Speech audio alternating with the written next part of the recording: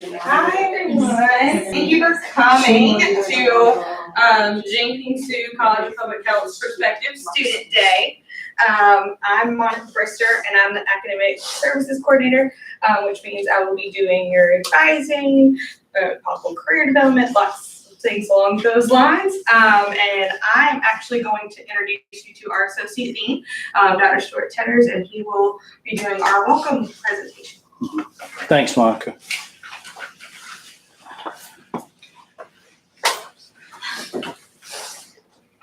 Get this squared away. How are you all today? Well, thank you for being here. We will probably have a few more people sort of trickle in. I want to treat this as like a conversation. You're obviously here interested in perhaps programs that we offer. Maybe you're just interested in learning more about public health. So, you know, as I go through, we will at the end have questions, but at any time you have questions, stop me and let's conversate. One of my favorite things to do when I'm with a group of people is ask them, you know, what does public health mean to you? And I'm not going to really put you on the spot yet, but even if you're trained in public health, you actually may struggle a little bit even answering that question. And so we're going to talk a little bit about that, at least my version. So welcome. Thanks for being here. This is a little bit about what we're going to talk about. I'm going to talk about sort of public health in the 21st century. I'm going to talk about really what public health means to me. But the reality is when we start talking about public health, my version of public health may differ than yours or Monica's or anyone else's. And that's one of the great things about public health is it is to some degree open to interpretation. We're going to talk about the importance of the public health workforce. I always take the opportunity to talk about the history and the background of the College of Public Health. It's something that I've been involved with since our founding in 2006. I'm very proud of what we've done, what we've accomplished. And so I sort of like to brag on ourselves. We're going to talk a little bit about the degree programs, admissions information, and the all-important funding your education, which we don't have a lot of control over that, but we can certainly direct you to certain resources. So what is public health? The reality is that public health is all around us. Public health is everyone, every day, and everywhere. On a daily basis, you make tens, if not hundreds, of public health decisions every single day. And everyone that you know makes tens, if not hundreds, of public health decisions every day. The interesting thing about public health is that we have been so successful that people in general take the concept of public health for granted because we don't really think about it. Hence, when I ask the question to a group of people, what is public health? There really is you can hear a pin drop because no one can really articulate it. But public health is everything from clean air and clean water to bicycle safety, to elder care, to tobacco cessation, to seatbelt use, to not texting and driving, to coming up with programs to impact the obesity epidemic. And I literally could stand here for 15 or 20 minutes and talk dental health, basic hygiene, food sanitation. And I could stand here for 15 minutes and we could rattle off the list of what public health is. So it literally is everywhere. Now, why that's important to you and why I like to sort of emphasize and stress the importance of that is because if you're looking for a career, I can almost guarantee you any discipline you wind up in, even if it's not public health, I guarantee you I can find a public health implication or ramification. I bet you I can. And so we'll talk a little bit about that. So the opportunities are almost limitless in terms of career. I throw this slide in just to talk about public health in the context of public health does not work in isolation. It's not like a laboratory scientist who sits behind a microscope and maybe reads a slide, although there is actually a public health aspect to that. But public health is a collaborative field for the most part, but there are variations. We work together. We assess needs and resources. We focus on what's important. We choose the effective programs. We work on what's important, and we evaluate that, and then we start all over again. And all of the little bubbles that you see are the different partners and all the stakeholders that it takes to make public health work. And in the center of that is the community. So public health is known as a population science. It's a population-based science. That is our constituent, the people, the community. Public health is multidimensional. I touched on that a little bit. Public health is grounded in something called the 10 essential health services. This is something that is you can find on the CDC website. But boiled down, it can come into these bullet points, which would include monitoring health status, stopping epidemics, understanding causes of illness and death, preparing and responding to community threats or community disasters, whether they be man-made or natural disasters. It includes developing and enforcing policies and laws to protect the health. I mentioned some in my opening comments. Seatbelt use, the fact that we are required to wear seatbelts, that's a public health policy. It was born out of all of this stuff to formulate policy. The texting and driving law, which I'm convinced to save probably hundreds of lives up to this point, and I'm glad they passed that. To the fact that y'all are much younger than me, but it used to be that if I was standing here 30 years ago giving a lecture to you, it would not be that uncommon for me as an instructor to be smoking a cigarette while I'm teaching, or you possibly sitting by the window smoking a cigarette while you're taking notes. Can't do that anymore, and there's a reason, okay? Informing and educating the public about health issues. This is a big one, and this is really not all-encompassing, but this is a very broad umbrella because a lot of people just simply are unaware that what they do, what they consume, how they value health actually impacts the quality of their life over the course of the entire lifetime. Evaluating health services, that's a big part of public health, mobilizing communities and researching new solutions. So if you looked at each of those bullet points, my guess is if you have an interest in health, you would plug in somewhere there, whether it's actually working in public health or working in a traditional healthcare setting like a hospital. Maybe that's a goal, but that is public health. All of that is. Public health is really prevention. I define it as the art and the science of preventing disease, promoting health, and enhancing overall quality of life. And we do it through community action. This goes back to the slide with all the bubbles and everything. We do not do this by ourselves.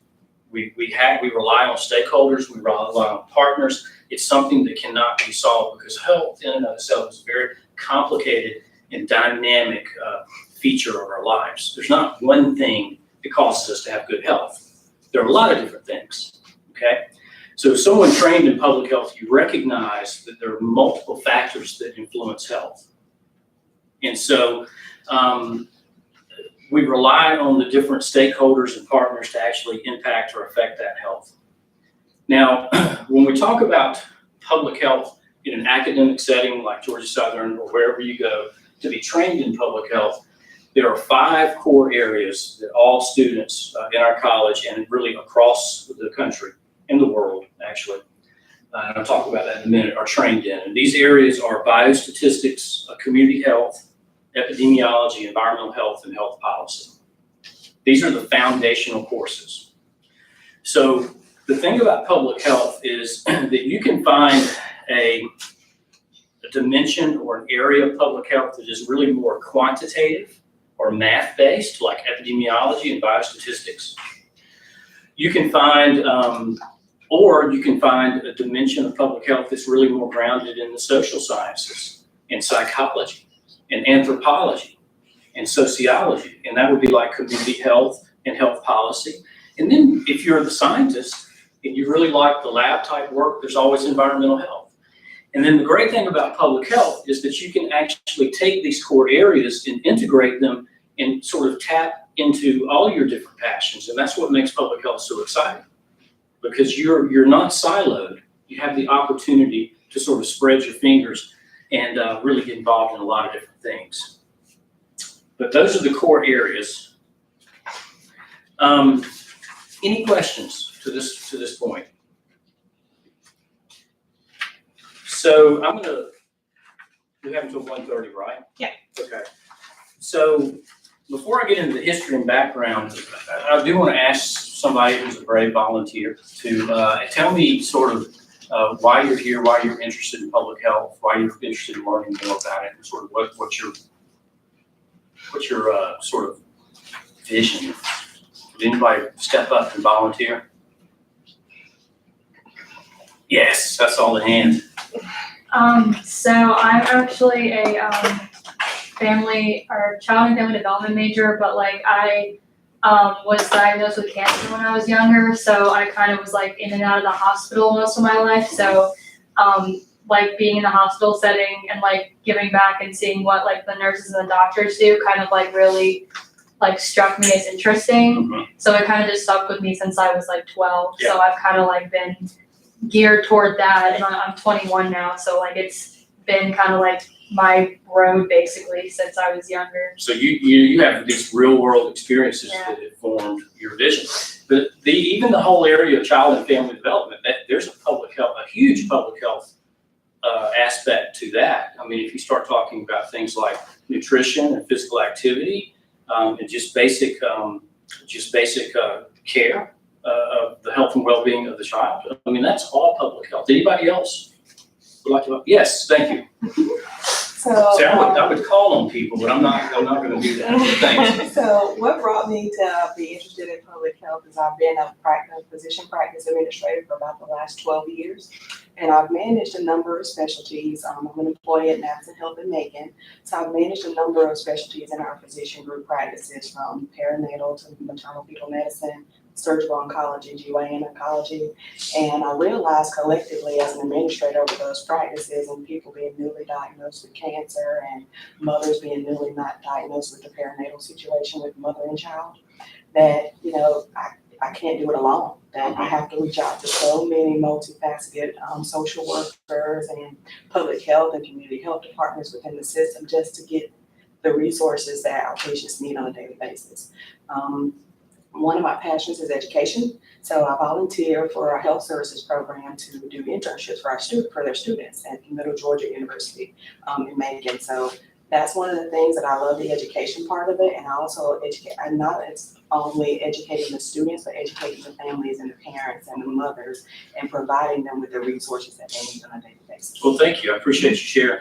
I really should have asked this question before we got started, but sometimes I get ahead of myself. And I wish we had more time, because my guess is that all of you have some sort of story or experience that would be interesting. You might not be brave enough to share it, but interesting to share. And I love learning and hearing about things like that. So I want to get into the history and the background, because it is something that I'm very proud of. I've been at Georgia Southern since 2000. I came actually before coming to Georgia Southern. I was a faculty member at Mercer School of Medicine in Macon, Georgia, and I was teaching public health to medical students. And I wound up coming here in 2000, and I was part of the program of public health, but it was actually just a program, and it was within a department called the Department of Health and Kinesiology. And I don't know how many of you are familiar with Georgia Southern, but you know, if you may know the Waters College of Health Professions, where nursing resides, well, that was the college I was in originally. Well, in 2006, it was actually in 2000, in about 5, the determination was made that Georgia Southern wanted to have its own college of public health. So a separate college with its own dean and whatnot. And the reason this conversation was started was because the person who endowed our college, his name is Dr. Carl Peace. And he is an alum of Georgia Southern University. He graduated with a master's degree back in the 60s in the mathematics department. And he moved on and actually wound up marrying another biostatistician. He was a biostatistician. He was trained up in Virginia. But he married another biostatistician who was trained from the University of California at Berkeley. And they actually formed a consulting company where they consulted with pharmaceutical companies companies to conduct clinical trials. These are the trials that are required by law in order to ensure that they're safe, right? So he did quite well. And in 2004, Jiann-Ping, his wife, was diagnosed with breast cancer and actually passed away. So he wanted to give back to the college or to the university. And as such, and because he was so invested in public health, wanted to endow the college in her name, create a College of Public Health at Georgia Southern University. So in 2006, we became a College of Public Health. And at that time, we had about 5 faculty and a founding dean, and about 40 students, 1 MPH program. And now as we sit in 2019, and I was part of that, so in 2019, we have about 42 faculty. We have 6 concentrations at the Master of Public Health level. We have 4 concentrations at the doctoral level, Doctor of Public Health, and we also have an undergraduate program with 2 emphasis areas.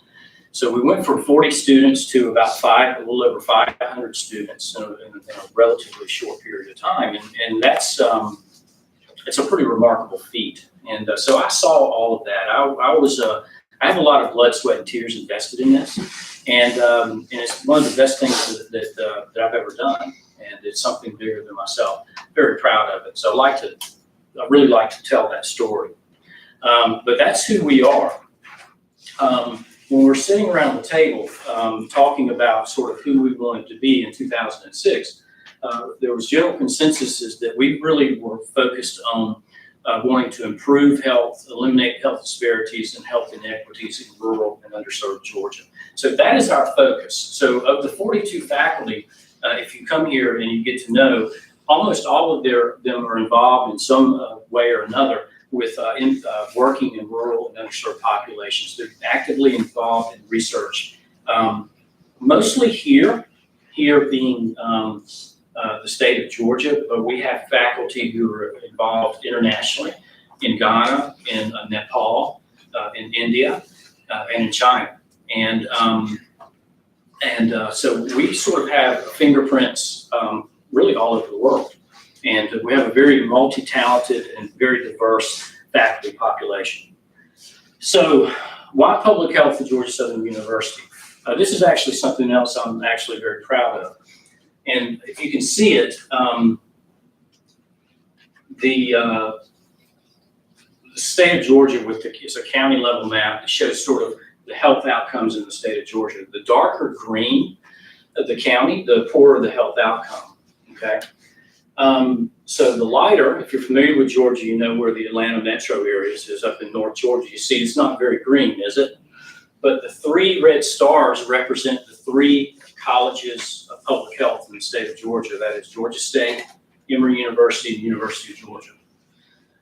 We, Georgia Southern, are located in the southeast, and they're 2 eagles because we consolidated and we have a footprint in Chatham County now, as well as Bullitt County.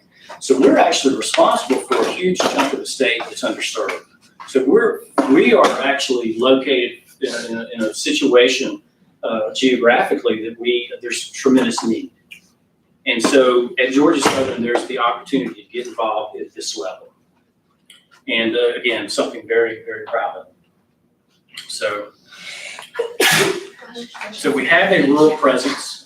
There are a lot of problems in rural Georgia and rural areas in general that include illicit drug use, tobacco, alcohol use and misuse. We have high obesity rates in rural Georgia, high rates of poverty, so there is tremendous need. And so there's the opportunity to get involved if that's where your passions are. Now, because we consolidated, we actually have a presence in Savannah. So although it's more urban, there are plenty of underserved areas in urban areas. And so we're excited about the prospects of being involved in the Savannah, the greater Savannah area, and then beyond. If you're at all familiar with Georgia Southern, you probably recognize that we carry on the tradition of a large-scale, small-field research university. It's who we are. Even in the College of Public Health, although we have a huge focus in scholarship, more so than a lot of the other colleges here on campus, we are very student-centered. You will have the opportunity to develop personal relationships in a mentoring fashion with your faculty, if you choose to do so. It's not a requirement, but if you choose to have that relationship, the doors are open. There are applied and practice research-based opportunities here. There's a commitment to community engagement. So if your passions are actually helping others, we can provide that to you. And we have an outstanding and diverse student body. As I mentioned, we have a little over, we're right at 500 students, most of which are undergraduate. We have a large graduate student population as well. It's one of the largest at the university in terms of graduate students. And then, as I mentioned, our faculty are outstanding. They're also diverse. This graphic just very quickly shows you what our student numbers are. 2006, when we began, we had about 42 students there. We've actually shown an upward growth. If you'll notice, in the spring of 18, we had 515 students, and then now we have about 480. The reason is because consolidation. Unfortunately, what happened when we consolidated, they took one of our master's programs, the Master of Healthcare Administration, and moved it to the Waters College. And that was about 45 to 50 students. So we're kind of rebuilding, but that is the reason for the dip there.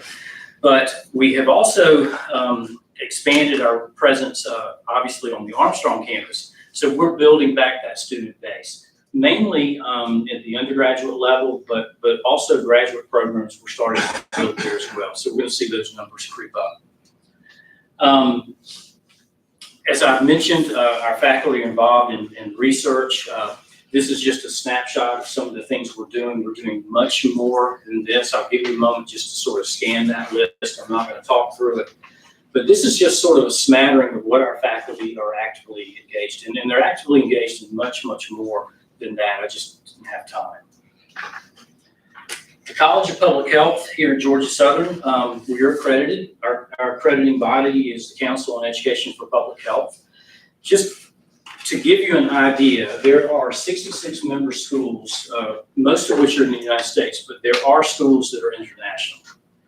The schools that we compete with, our competitors, are Boston University, Harvard, Michigan University, Johns Hopkins, Wisconsin, University of California, University of Alabama. These are the people we compete with. We are really we are a unique breed of institution among this club, and this is a very exclusive club, as you might guess. But we actually are required to uphold the same academic standards, research standards, and service standards as all of these. And to me, that's impressive, and that's something I'm very, very proud of. So a career in public health, and I've got about 5 minutes, so. My experience has been this. If you have passion, commitment, and desire to make a difference, you should consider public health. And I think I would be remiss if I didn't say this. If you choose not to come to public health here at Georgia Southern, perhaps choose to go to public health somewhere else, because you are needed in the field tremendously. As C. Everett Koop said, healthcare, which would be the treatment aspect. Healthcare matters to all of us some of the time, but public health matters to all of us all the time. So this is related to my opening comments about the importance of public health. So this is a list of specialties within public health. There are more. Biostatistician, medical and health services manager, all the way down to epidemiologist, community health worker, health promotion, environmental engineer, public health relations manager, and many, many more.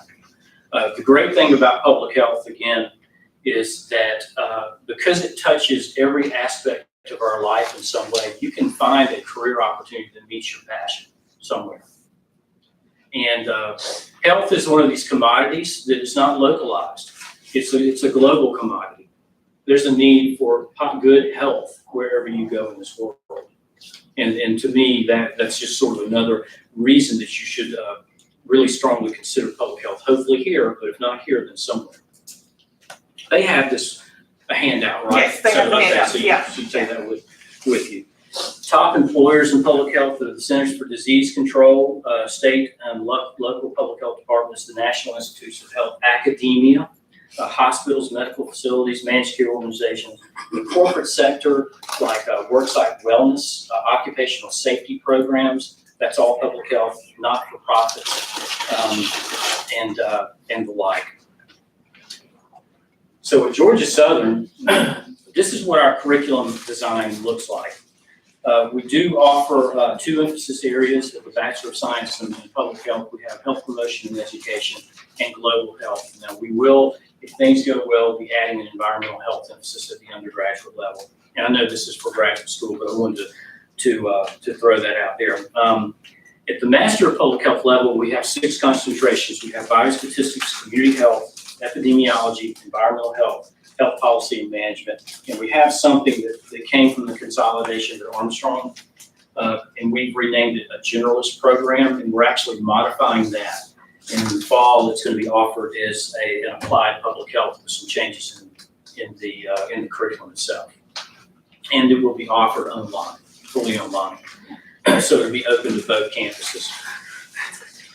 And then we also have 4 concentrations, hopefully 5 in fall. At the DRPH level, we have biostatistics, community health, education and behavior, epidemiology, public health leadership, and a new health policy and management doctorate. All of these programs, unfortunately, are located here in Statesboro. We don't have any in Savannah yet, but that's sort of in the plans to expand. So how do you apply? Jennifer's here.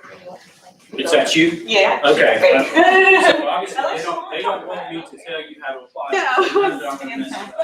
I was letting her talk about something. So Why don't you just click through the slide? I will click this so I can handle that. Okay, cool.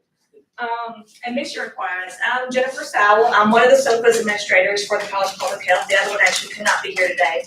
But I handle biostatistics, epidemiology, and environmental health. So if you apply to one of those concentrations, I'll be the one reviewing your application.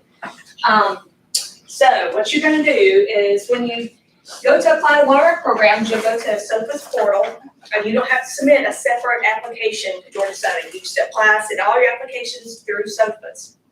So if you go and look at our website and go to the College of Public Health, it has a link to SOFA's in it. It'll take you to the SOFA's portal, and you will upload all your documents there. You don't have to do anything separate.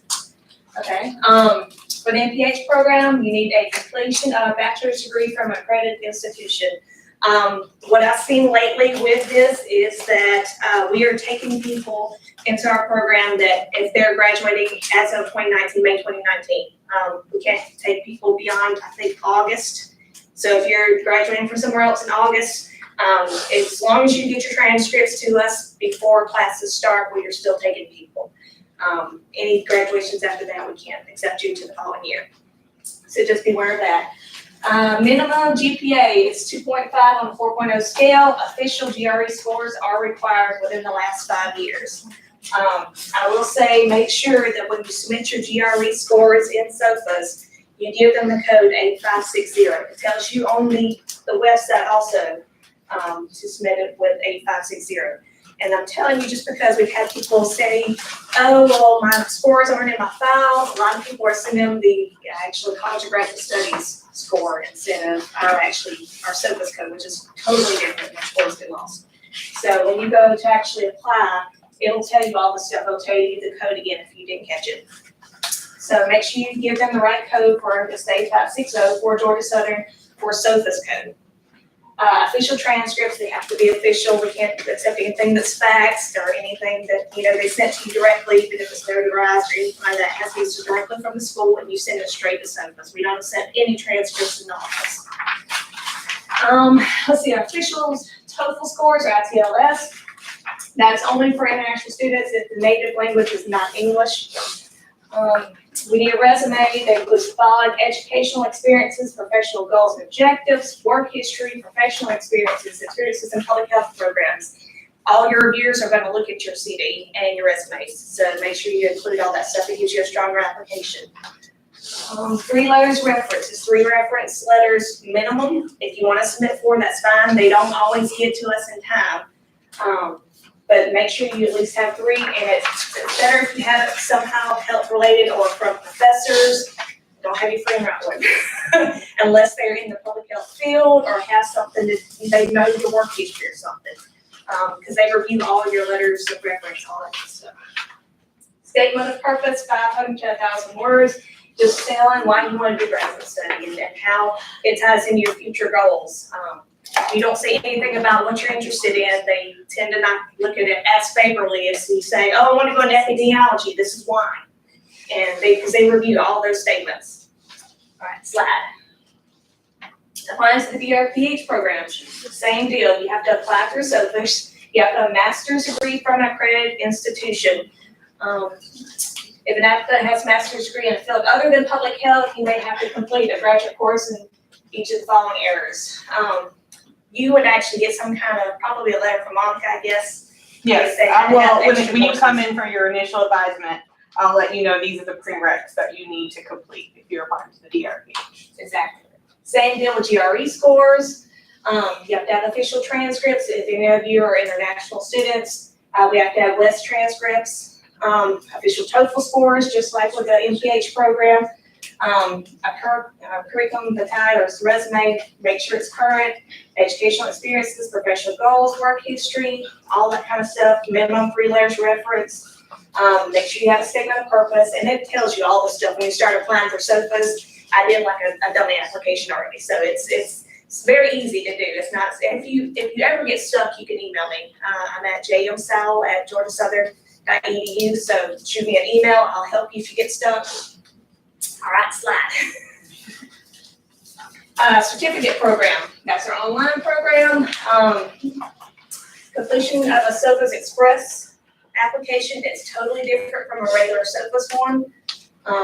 You have to have a bachelor's degree from an accredited institution and a minimum GPA of 2.0.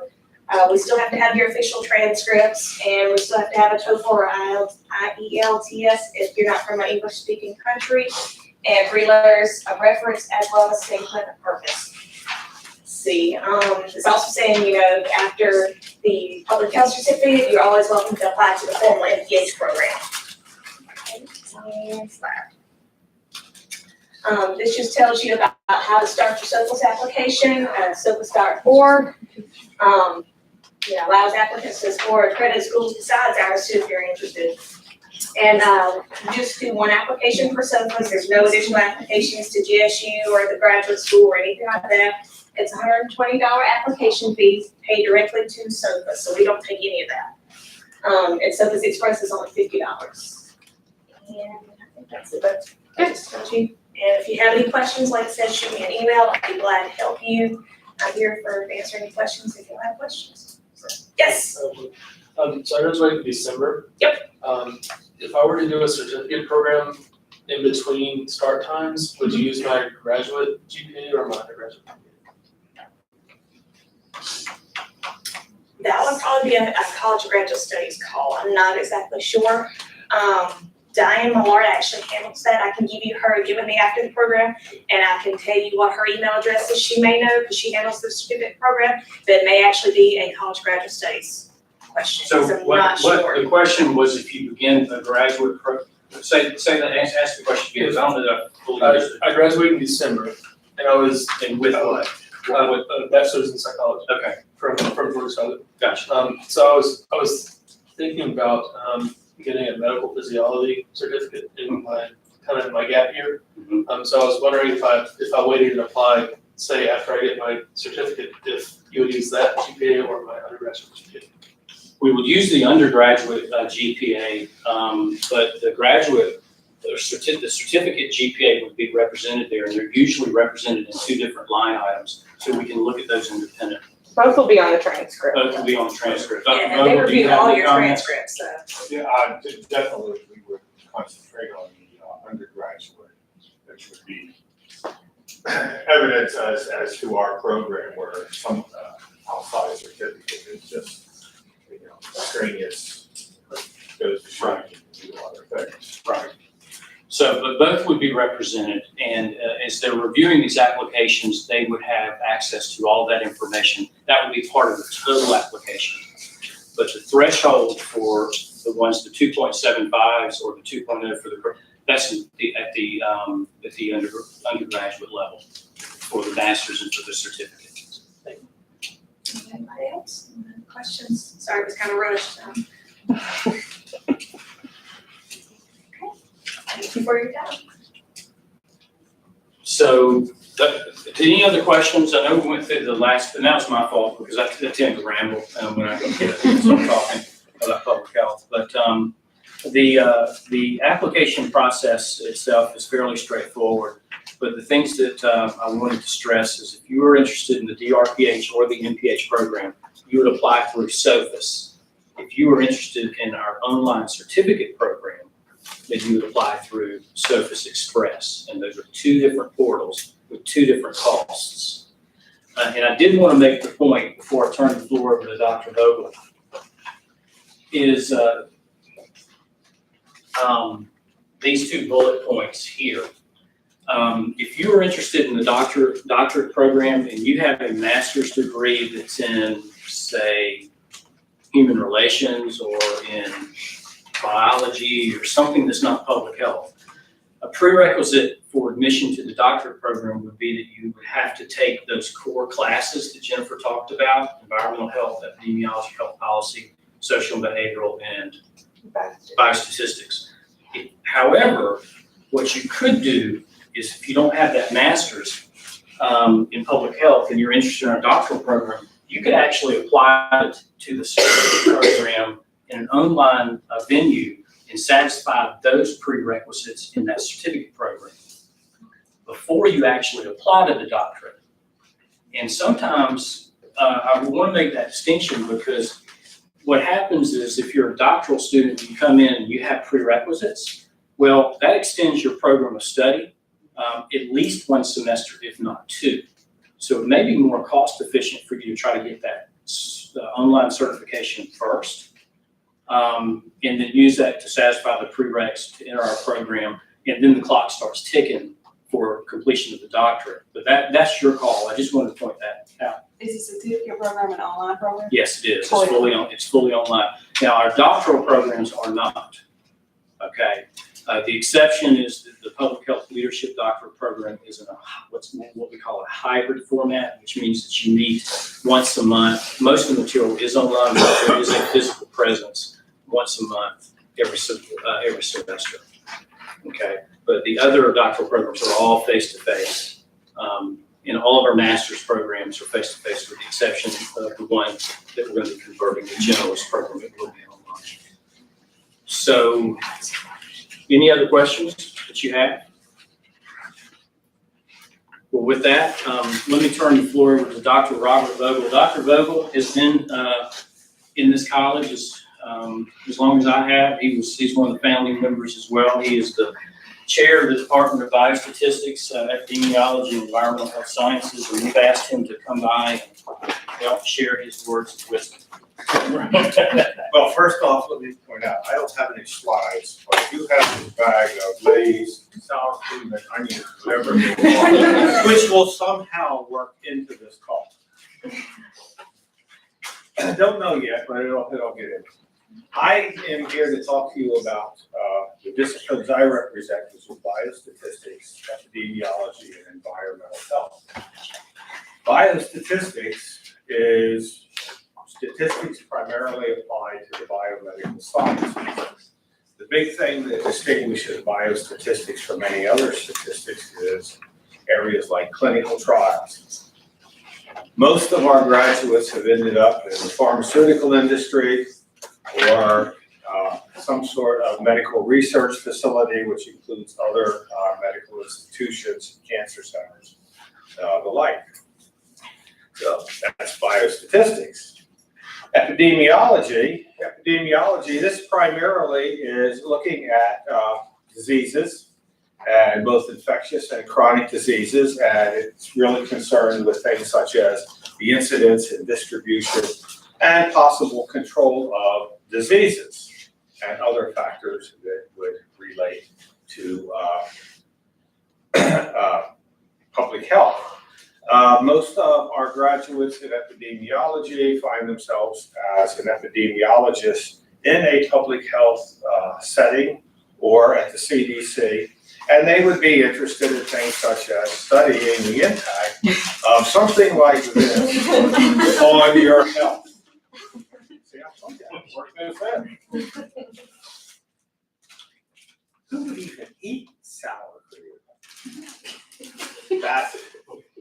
So, yeah. The third area that I represent is environmental health. And they are concerned primarily with monitoring or mitigating factors in the environment that would affect human health. The people that we have in our department are interested in water, air, and toxicology. They are the big things, and they would be concerned with pollution such as these things here in the environment. Got it in twice. Biostatisticians would actually do a clinical trial to see if these things are of any benefit. So, got it in for all three. In biostatistics, we have 2 degrees. We have an MPH and we have a DRPH. In epidemiology, we have an MPH and a DRPH. In environmental health, we just have the MPH degree. All of these programs require some quantitative skills, and it also would be helpful to have some scientific skills. In environmental health, it would be nice to have some skills with chemistry and biology. In epidemiology and biostatistics, it is helpful to have at least some biology skills and knowledge. And in both epidemiology and biostatistics, you need to have some quantitative skills. The skills of biostatistics are a little bit more demanding. For an MPH, we would be asking that you had Calculus 1, Calculus 2, linear algebra, probably an undergraduate calculus-based probability and statistics course. If you don't have those, it makes it extremely difficult. In the early days, we would allow students to come in and for remedial work, but it just became so problematic. So it's better that you have that. In epidemiology, it would be to your benefit to have at least Calculus 1 for the infectious disease epidemiology that everyone is required to take in either the master's or the doctoral program. The dean talked about the MPH prerequisites. If you apply for a doctorate program and you have a master's in something other than public health, there are 5 core courses you have to take. Well, that applies to biostatistics and epidemiology at the DRPH level too. One of the other things, though, that apply to those DRPH programs is that there are some master's level subject area prerequisites that you need. So if you wish to apply for a DRPH in epidemiology and all you have is I shouldn't say all you have, but what you have is a master's in psychology, you are missing then the 5 core courses in public health that you would have to take. And we would then also say, in order for you to be competitive at the doctoral level, we would like for you to take a master's level course in chronic disease epidemiology, infectious disease epidemiology, public health surveillance. We have 2 courses in epidemiology research. So not only if you don't have this, you could be sent back a year, depending on where you are. Biostatistics is the same. We have about 5 courses in it. If you have a master's in mathematics, people get a little bit perturbed with me when I say, well, that's nice, but you need this also. So there are prerequisites that you have to have.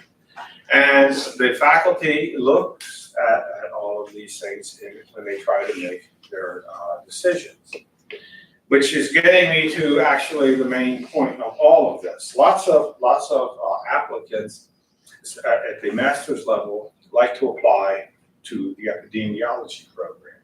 I'm not exactly sure why. I guess it is one of these things that they saw a movie someplace or something on television that sounds real cool. I don't know why, because when I was a youngster growing up, there was actually a show about CDC investigators. It lasted about 3 weeks and it was pulled. This was way back in the previous century. Closer to the middle of the previous century. So for some reason, epidemiology has caught on. Lots of times when we get these applications, the statements are good. We can see that you're smart people. We can see that you're really interested in epidemiology, but your background doesn't quite fit the picture. So the point that I'm trying to get to is when you fill out your SOFIS application, you have to pick a discipline that you wish to go into. Please give it a lot of careful thought as to what you decide to do.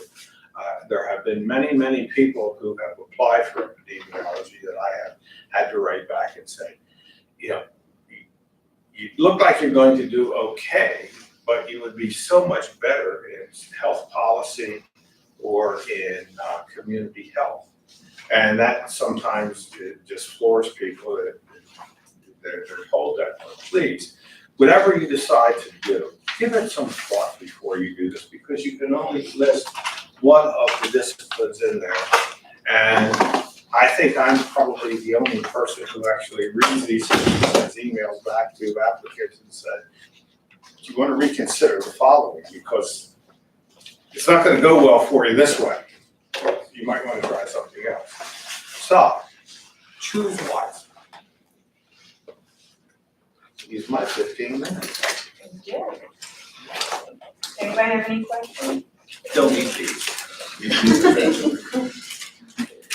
Any questions? I wish you all the best of luck. I hope to see all of you here next year.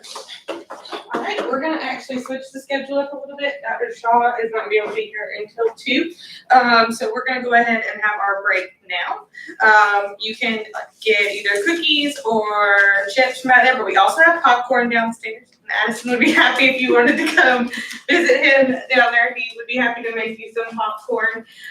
And we're gonna take about a 10-minute break, and then we'll start back with Dr. Shaw talking about his department. And I'm going to be sticking around, so if y'all have questions during the break, please feel free. So.